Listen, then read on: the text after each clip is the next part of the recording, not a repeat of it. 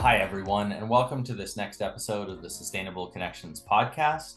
I'm Mark Lee. I'm the Global Director of Thought Leadership at ERM. If you're familiar with the podcast, you know that we love to sort of explore the connections and partnerships and ways of working that people are engaging to try and solve the big sustainability challenges out there. And we really believe that that concept of connections is part of getting to solutions. Today, we're going to be focused in the kind of investment and climate space. Have a couple of great people with me, both Eli Aheto from BeyondNetZero, which is part of General Atlantic, and we'll explain that in a bit more full in a moment. And also one of my colleagues from ERM, Manuela Fumarola, who is focused in the private equity space and will bring her perspective in ERMs into the conversation also. Ellie, I want to start with you and want to get into, of course, the substance of the work at BeyondNetZero, but I know you've worked in several spaces in the investment space. And first, I'd love to hear how your career brought you where you are now, and why are you focused on this kind of investment work? Hi, Mark. Good morning. Thank you so much for having me. It's a treat to be here with you. It happened first by accident, and then more purposefully by design. I joined a large investment firm after business school, and my boss said, "Hey, we need you to cover energy." I had never thought about it before, but I said, "Okay, great, I'll do that." And so quickly got into investing in the back half of the distress cycle in the power markets in the US, which is a pretty esoteric space. But once you start to do that, you start to realize that the price setter is natural gas. Natural gas at the time was also having a moment driven by the shale revolution. And so I started to focus on that part of the energy value chain as well. And once you're in the power sector and the energy sector broadly, you start to think about supply and demand, right? Because you're thinking about how do you set price and what is your asset worth given different prices. And it became clear to me that solar and wind were small and nascent technologies at the time, but you could see the cost curve already showing that there had been declines, and there were going to continue to be declines. If you sort of peel the onion back a little bit, you saw that the declines could be quite substantial, just given what the constituent parts are. For solar, it's sand, right? Sand is pretty cheap, and so there was this view that I developed that renewables would impact the power markets and candidly would impact the energy markets as well. And so I then started to spend more and more time thinking about how could I invest, given the seat that I sat in, which was at a large credit fund at the time. How could I invest sort of consistent with our mandate in what I thought would be a pretty sizable opportunity that was going to have a lot of innovation to it. Just given the nature of solar, it's more distributed. And so you had to think about moving away from the centralized power model to a distributed model, which meant different customers serving them in different ways, coordination with the grid. That's a software opportunity, as well as services and different customers. And so it started by accident. And then I started to really try to find this is going to be the low cost provider of power. And so how do I get in front of that trend? How do I enable that trend? And how do I support entrepreneurs who are driving the opportunity? Sounds like a happy accident. And you finished there mentioning entrepreneurs, and that's a great transition, I think, at least as I understand it, to ask you to describe BeyondNetZero. And that I think the focus there is kind of, in some ways at least, identifying entrepreneurs who are finding climate solutions, and you try to invest in ways that help them scale. But instead of me trying to describe it poorly, I should get you to describe it well. So what's BeyondNetZero, and what's the purpose and the mandate there? Yeah. The other happy accident was I was early in my career an associate at GA and then came back just 3 years ago to help launch the BeyondNetZero climate effort. This was catalyzed by our CEO, Bill Ford, by Lord John Brown, who's the former CEO of British Petroleum, and Lance Ugla, who was the founder of a business called Market, which became IHS Market and sold to S&P Global. And so they had the realization that there was a need for growth equity capital to drive decarbonization. And so they went about to build a team. And so myself and two other colleagues who are the managing directors leading the team, Michael Bevan, Rhea Hamilton, we joined GA about 3 years ago with a goal of building, at the time, the largest growth equity focused private equity fund dedicated to climate. And we brought to it 20 to 25 years each of investing in these themes, but we've all been investing for most of our careers in sustainability and climate. And so that was sort of the initial launch. And during the years leading up to rejoining GA, what I had found was that there were no obvious places to go to if you were an entrepreneur looking to raise 100, 200, $300 million, where you could find that capital in a team that knew your sector. And so we had portfolio companies that went out to raise capital. They candidly struggled at my prior firm. They struggled because the insight into the markets wasn't there in the private equity universe. And so that meant it was a sort of open field in terms of launching BeyondNetZero. And as it is, we think about, we have a handful of folks who we sometimes see, but for the most part, we occupy an interesting space where we're providing the first substantial checks to companies that are driving decarbonization. So we launched, as mentioned, in 2021. We had our first close later that year, and then we've been investing ever since. Today we've invested about 1.2 billion across 8 companies. I think we see a pretty active, pipeline for the rest of this year to deploy a pretty meaningful amount of the balance of the fund, which is $3.5 billion worth of capital. And one of the things that we've seen is it's very clearly a global opportunity set. General Atlantic is a firm that has almost 17 offices around the globe. We have 500 employees around the globe. We've been investing in Asia, South America, Europe, North America for decades in each case. And it's really been exciting to see the engagement with the rest of the firm around what we're doing in climate and seeing all of the opportunity that exists from entrepreneurs who have already built substantial businesses and are looking for capital partners to help them continue to scale, enter new geographies, take on new products. And so it's a pretty exciting time, at least from our perspective, to be a climate private equity investor. There are real companies, sizable companies that are growing, many of them profitable, with entrepreneurs who have candidly learned the lessons of climate 1.0, where they're focused on unit economics. They're focused on the value proposition for their customers, and they are building durable businesses that are addressing both an economic need and a climate reality. So most of our companies are providing some level of cost savings for their customers, which is a very different conversation than we were having in sort of climate tech 1.0, where everything was predicated on the willingness of the customer to pay a green premium. Yeah, that's going to be a limited horizon, right? You're only going to find so many of those folks that are that committed. It sounds like an enormous amount has happened since 2021. And you mentioned the number of investments in play, really global. Can you just actually tell us about one of those entrepreneurs and one of those investments? Give us an example of the kind of person and organization that you're finding to invest in. Sure. And, I'm biased. I'll talk about one of my portfolio companies. We invested in a business called, at the time, Greenlight Planet. They've rebranded. Now it's called Sun King. They are the largest off-grid solar home provider in the world. And, a pretty lofty thing to say, but it is indeed true. For millions of customers in Africa and in Asia, they provide clean energy at a very affordable cost. And so customers are able to buy a kit that includes solar panel, LED lights, and a control unit that they can use to charge their mobile phones and the like.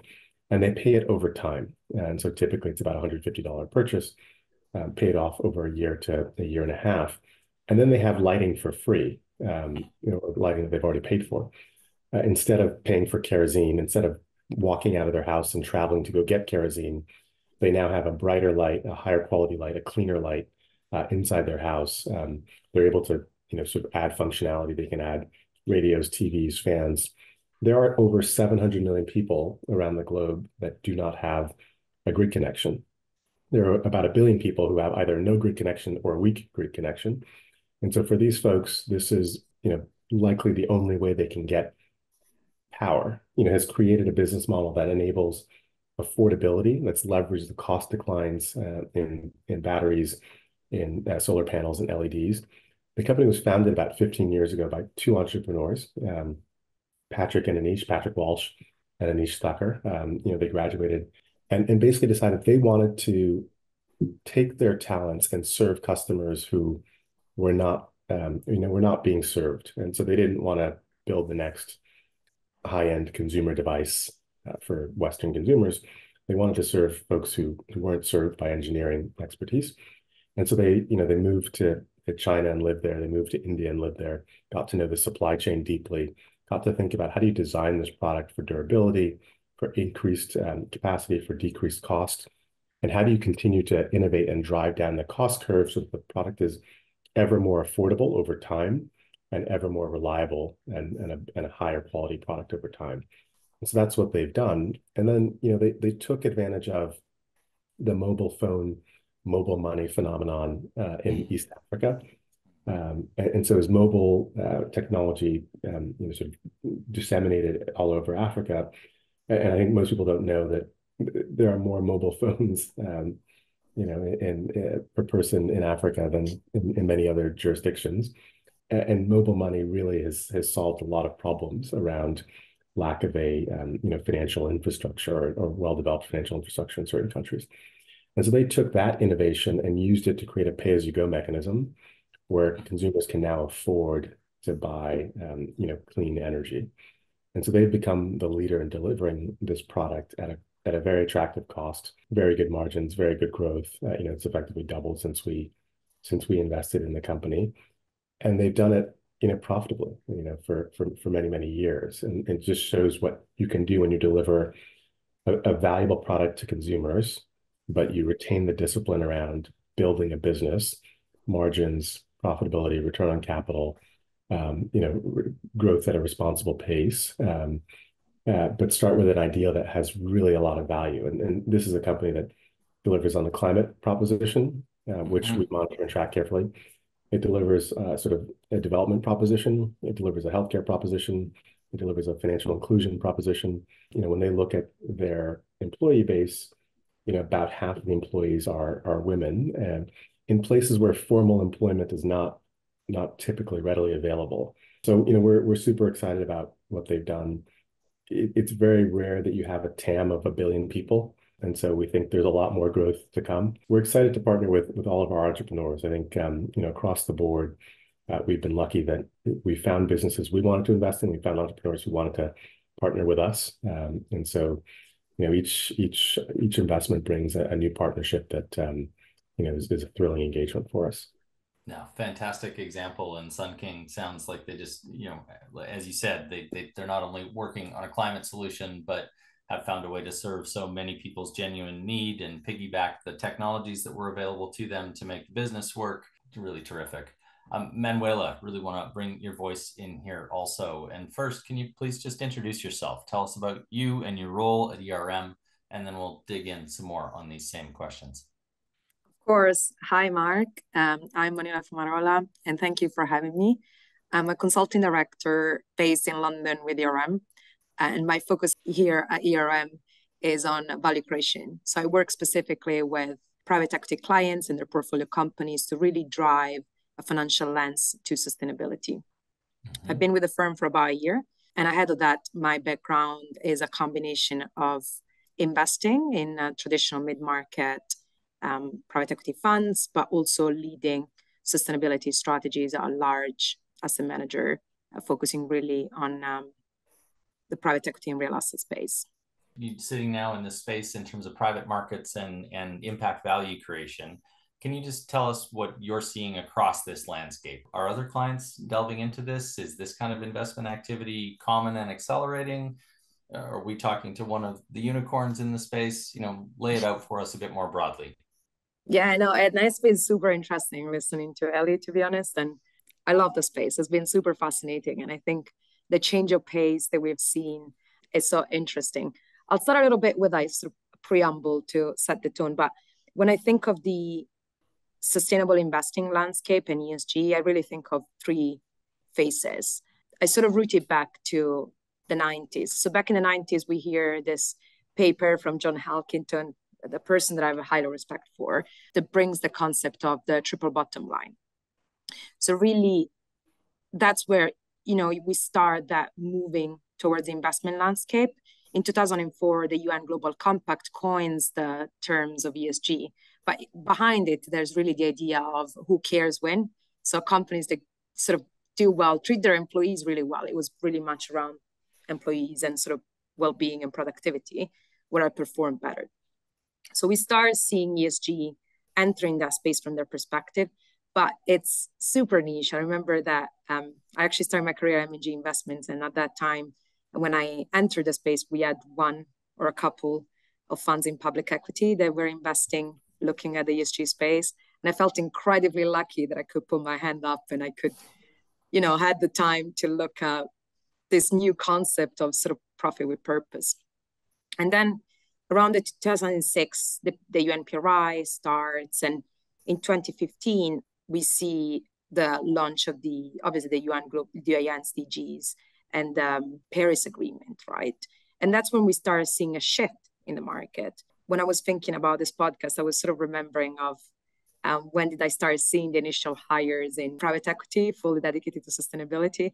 And I think it's around 2017 where, many of us got hired into the space, and we were such a small cohort of people that we sort of got to know one another, even though we were competitors, because really there weren't best practices, there weren't standard setters, and we sort of were co-creating that as the industry was progressing.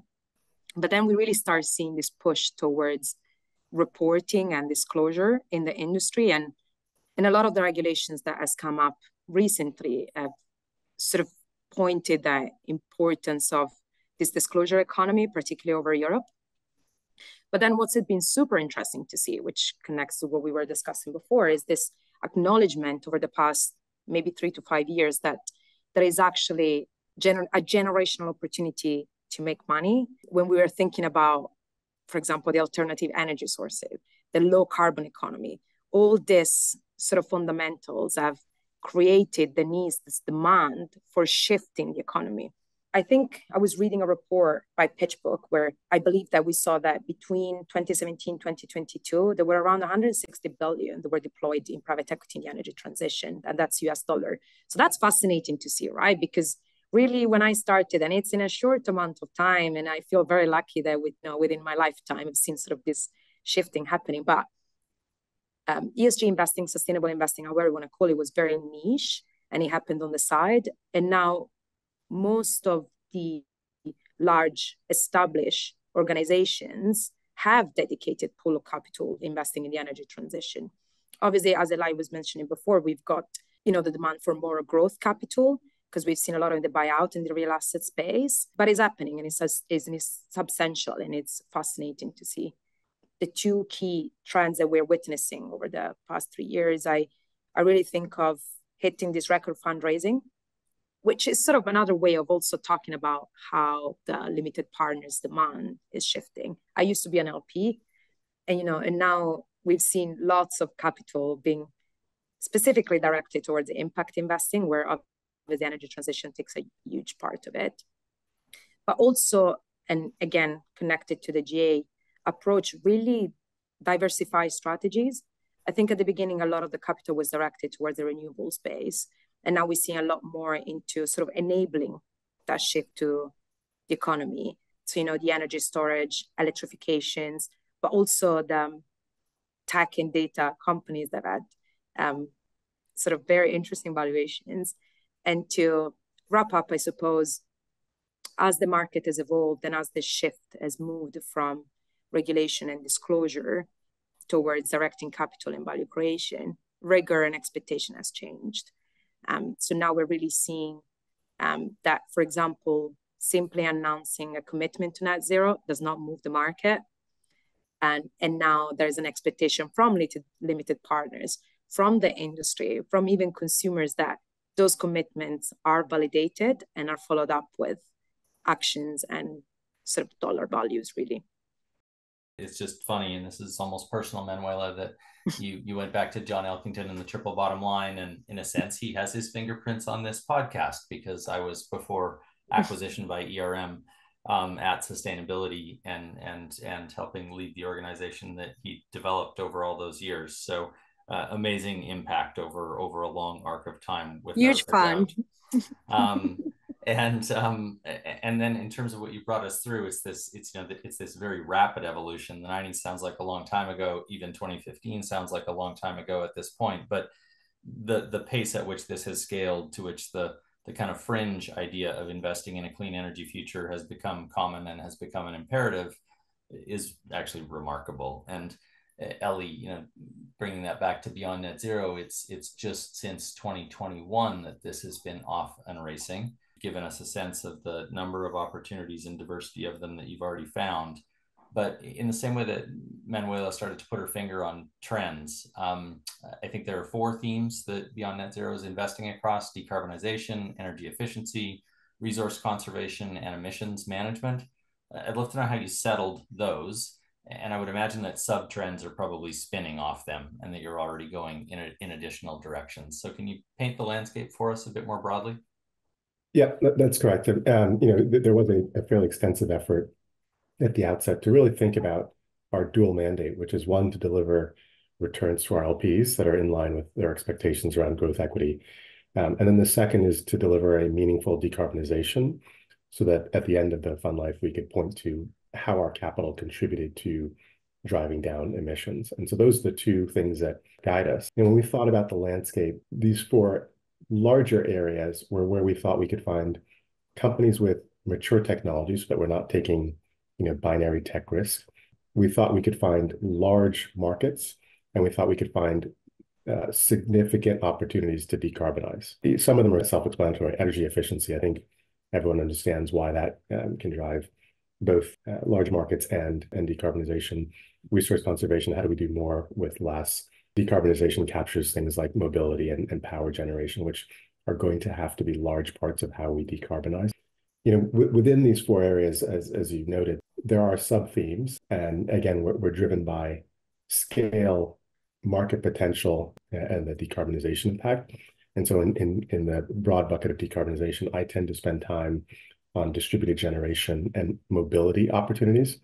And those exist around the world, as we talked about earlier. Those exist across modalities, whether it be residential, C&I, whether light-duty vehicles, heavy-duty vehicles. And so it's a fairly broad opportunity set that allows us the flexibility to find companies that they're not just starting their journey, they're further along, and they're real mature businesses.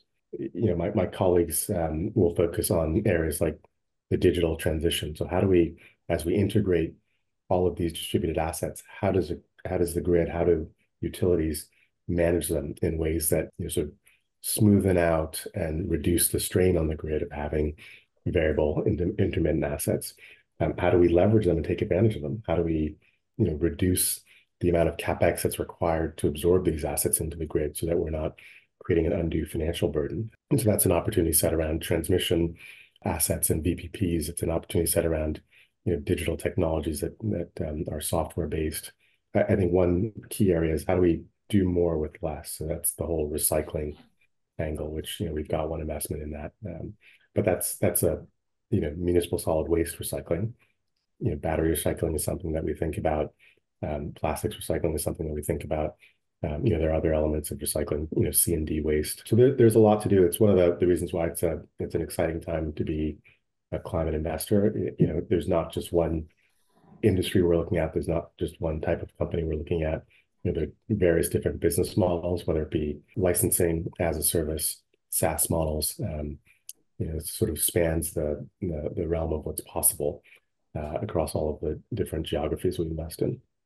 Yeah, I find it really exciting that the low carbon energy transition is actually dependent on so many things in the economy changing and accelerating and shifting that it opens up this incredibly wide space. And your comments on the digital transformation kind of landed on my ear, and that we've been doing some research making comparisons between how sweeping the digital transformation has been for companies and how they learned to navigate that, and in parallel, how sweeping the sustainability transformation is going to be for companies and how they need to navigate it, but also hitting on that notion that the digital transformation is an essential part of the sustainability transformation, that we need those technologies in play, as you said, to almost reduce the weight of what needs to happen.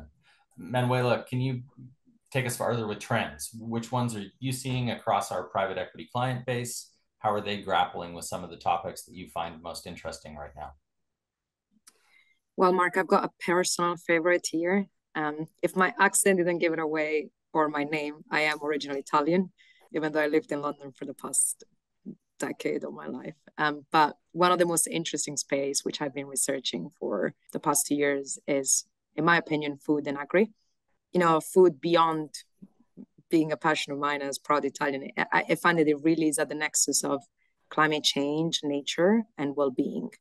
Food is responsible of about 30% of global greenhouse gases, but also is the first culprit of the biodiversity loss crisis that we're witnessing. Mm-hmm. Even though it hasn't reached as much as the spotlight for a variety of reasons that I won't get into it, because for full disclosure, I've been writing my thesis on this. So I've got a variety of data points that I won't bore the audience with. But if we think of the sort of flip side and we look at the opportunity set, food is capable as a sector to contribute to about 20% of emission reductions on a global level by 2050, but also is estimated that it can generate around $4.5 trillion of US dollars in new market opportunity.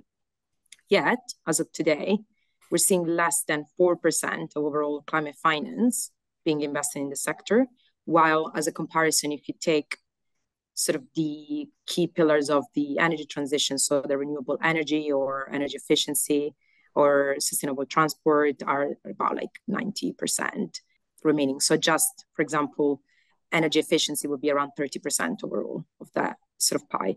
And this is particularly true in Europe.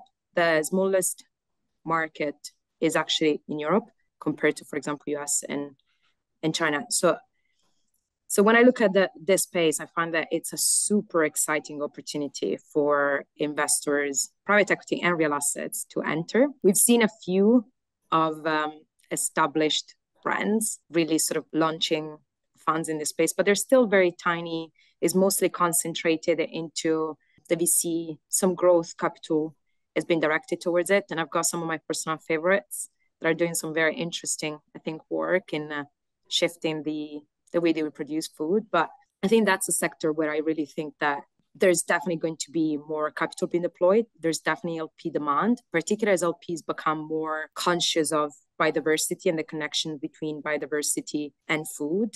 And it's particularly necessary to shift the way that we produce it to really feed the projected population that we've got, by 2050. So I think that's an interesting space beyond what we discussed before. And again, like connecting it back to how important it is for a low carbon economy, I'm very secure and confident that we'll see more capital being deployed in it. The impact is obvious.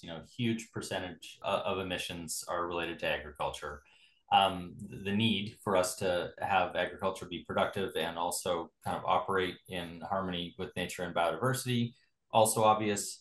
But then you came to a much smaller proportion of capital moving that way, even though LP demand is growing. Why isn't more money flowing faster? What's the roadblock there right now?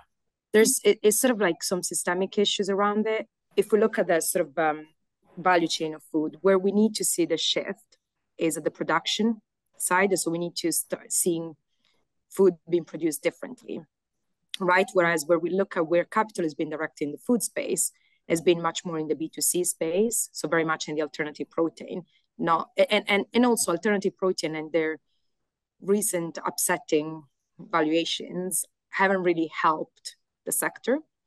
So what we have right now is that production needs to be shifted. When we look at Europe, which has been the focus of my research, also I want to talk about a lot of production of food, a lot of farmers rely on subsidies, which means that ultimately their businesses wouldn't be viable without subsidies.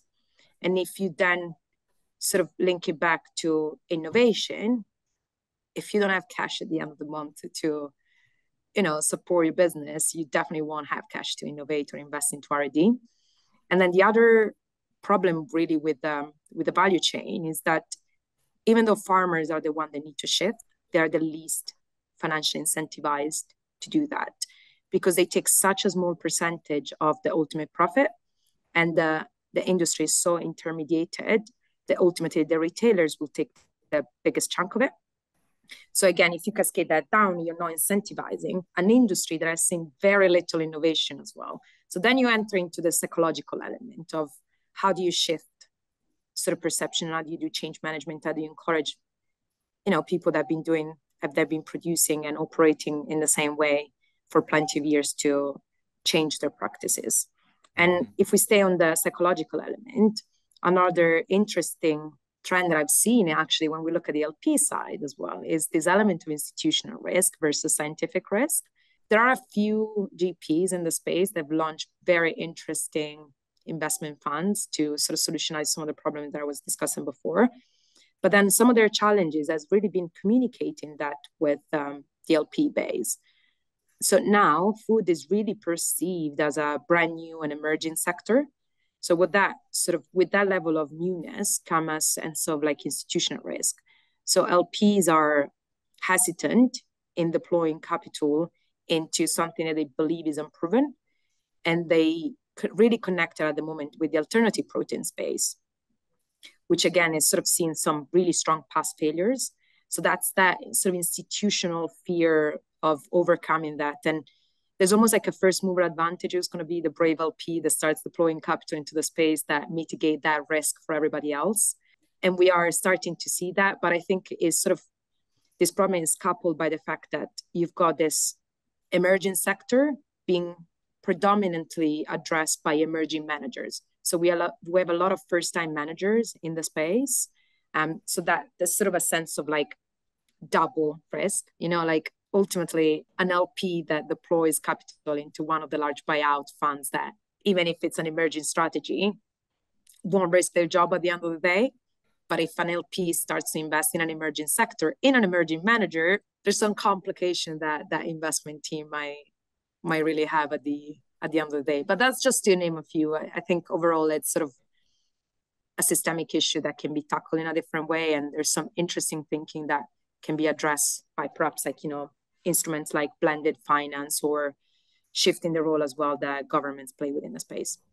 Yeah, no, we may have to come back another time and have a whole deeper conversation about food. But if I take at least a half step back, it has some of the hallmarks of the other challenges we see in transition, that we need people to explore new business models and new practices, that it challenges not only the role of business, in this case, everybody up and down the food value chain, but also the role of government in combination with them, how they, incent shift without distorting or destroying some value in markets. So just lots and lots of challenges. Eli, I want to come back to you with, I guess, a couple of questions about metrics, and they're both metrics in a sense, but they're quite different. One is, with the climate focus in your portfolio, does every investment that you make come with some expectation of tracking emissions reduction and the impact of that through your investments? And then separately, how is the performance of your investments in climate terms helping prepare for exit? And you've both referenced, kind of shifts in LP and GP expectations. That might play into this here as well, is what those stakeholders are demanding of you in terms of data and information about how these things are performing. So we wanted to be purposeful from the very beginning about how we measure, monitor, and report climate. And so what we've done is every company that we invest in has to agree to hit science-based targets for their industry. And we found that that's something that the entrepreneurs are actually not only interested in doing, they look to us to help them understand how to do it. And so we partnered with a group called Systemic, which is one of the largest, if not the largest, sustainability-focused consulting firm. And so we work with them exclusively to deliver the insight on how to hit science-based targets to our portfolio companies. And then importantly, they are our third-party independent source of measurement around what the climate impact is that these companies are having. It's something that is, it's a reasonably complicated and detailed, calculation, and we thought we would benefit from having an independent third party with that expertise. We also thought it was important that the companies commit to doing it. And so each of the companies is on their own journey to net zero. And the BeyondNetZero piece in our name is from what are the companies doing that is driving decarbonization for their customers. And that's where we're providing a levered benefit to, our LPs and society by scaling these companies. And as they scale, they have more and more climate impact, more and more positive climate impact. And so we've taken an approach of working with Systemic to quantify that using their expertise, and having a benchmark around each company has to have a meaningful decarbonization impact. And so part of during our ownership, and so part of that means that we are naturally focusing on businesses with more scale that are by definition having more impact because they are, they are scaled. We're providing them capital to grow, more so than capital for capital structure changes, and we're focusing them on opportunities to grow in ways that are capital efficient. Obviously, there's a need in the near term for decarbonization, and so we're focusing our portfolio companies and our work in finding portfolio companies on companies that are having a meaningful impact today, because we have this time value of carbon concept where if we can do things to mitigate emissions today, that's in many ways more meaningful, more valuable than emissions reductions 20 years from now.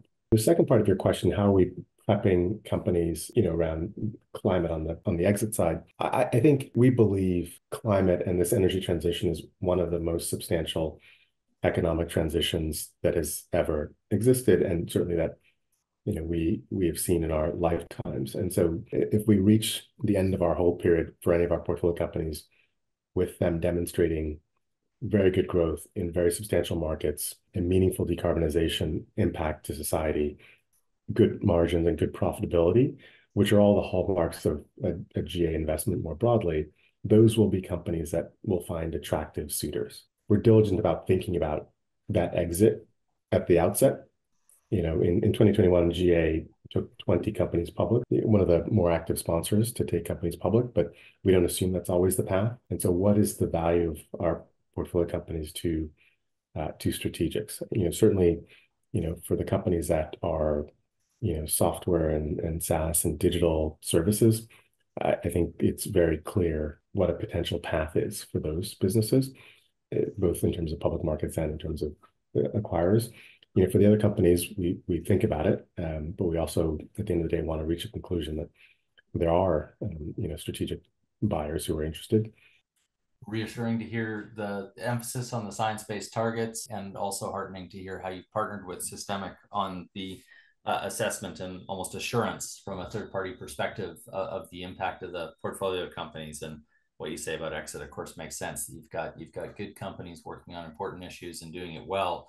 They're going to be attractive. And Manuela, I want to bring that exit question to you for a quick comment also, that as you look across the portfolio that we work with, might be climate, maybe it's some other aspects of sustainability, circularity, or otherwise. Do you see patterns in exit strategies developing? Yeah, absolutely. And as we strengthen our value creation team, I think one of the pillars where we've seen the most demand is actually in exit readiness. We're currently building a fully dedicated team to it, because being an IPO, being a strategic exit, being an acquisition buyer, another PE buyer, we've seen those demands for strategic structure in sustainability, but also really sort of set up from a reporting perspective as well, playing an important role. So absolutely, I resonate with what we were discussing just now. I think when I reflect back on sort of the core 3 pillars of how we think about this topic really internally, I think there's obviously the point that Eli was mentioning before, which is around sort of scalability and future growth. And now does that connect to the corporate growth of the company, but really sort of linking sustainability with, industry trends like the net zero, the circular economy, and biodiversity. Obviously, decarbonization is almost becomes almost like an hygiene level, really, particularly in Europe. I find like it's a bare minimum requirement, and every company needs to start thinking how they operate really within this economy. There's an element of regulatory readiness. We see that a lot in our part of the world. And it's not just really meeting current regulatory requirements, but it's really, upcoming regulatory requirements that are going to be really impactful on companies. So just to name one, obviously the obvious one is CSRD and the impact that is having on organizations. I think there's an estimate that to a small to medium size enterprise will cost around 50K to 200K euros per year to report to comply to CSRD. But then to the large enterprise, it can even be to sort of the $500,000 annual cost. And when you hear those numbers, I think it's interesting And what we encourage our clients to do is to really think of those as opportunities and really think of those of let's refocus your sustainability strategy and link it back to the opportunistic set. You've got to do this anyway, so let's use it as a lever for change. And it connects very nicely with the exit story because you've got all the fundamentals aligning and all those sort of push aligning all at the same time.